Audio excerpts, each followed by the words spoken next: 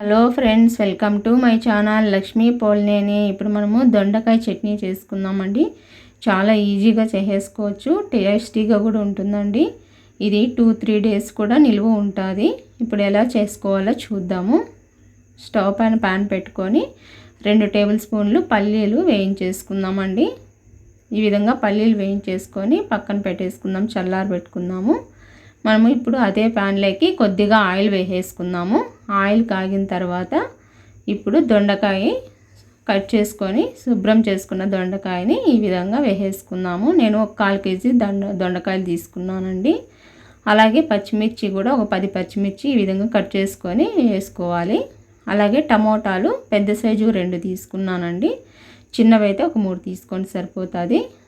ఈ విధంగా వేసేసుకొని బాగా కలుపుకోవాలి.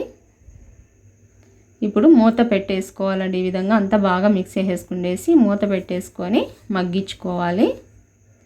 మధ్య మధ్యలో మళ్ళీ ఒకసారి కలుపుతూ ఉండాలండి, లేకంటే కింద అడుగు అంటినట్టు అవుతుంది. ఈ విధంగా కలుపుతూ 2 మినిట్స్ పాటు వీటిని మగ్గించుకోవాలి.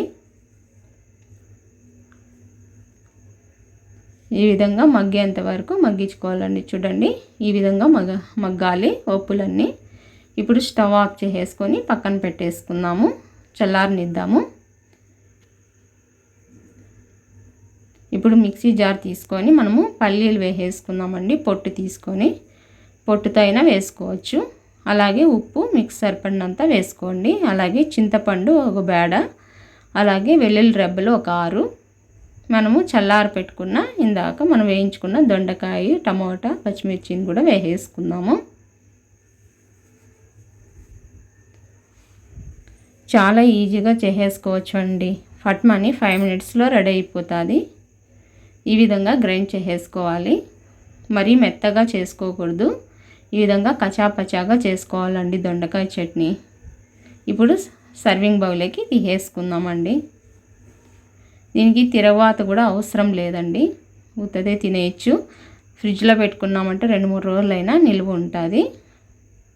ఇప్పుడు కొత్తిమీర సన్నగా కట్ చేసుకునేది వేసేసుకొని బాగా మిక్స్ చేసేసుకుందాము. ఈ విధంగా మిక్స్ చేసేసుకోవాలండి.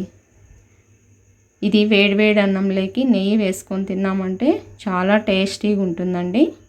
చపాతీలోకి కావచ్చు, దోశలోకి కావచ్చు, జొన్న రొట్టెలోకి, దేంట్లోకైనా చాలా బాగుంటుంది. ఈజీగా కూడా చేసేసుకోవచ్చండి. కొత్తగా చేసుకున్న వాళ్ళు కూడా ఈజీగా చేసేసుకోవచ్చు. ఒకసారి మీరు కూడా ట్రై చేసి ఎలా ఉందో నాకు కామెంట్ చేసి చెప్పండి. నా ఛానల్ కనుక మీకు నచ్చినట్టయితే సబ్స్క్రైబ్ చేయండి, షేర్ చేయండి, లైక్ చేయండి. మరిన్ని వీడియోలతో మీ ముందు ఉంటాను.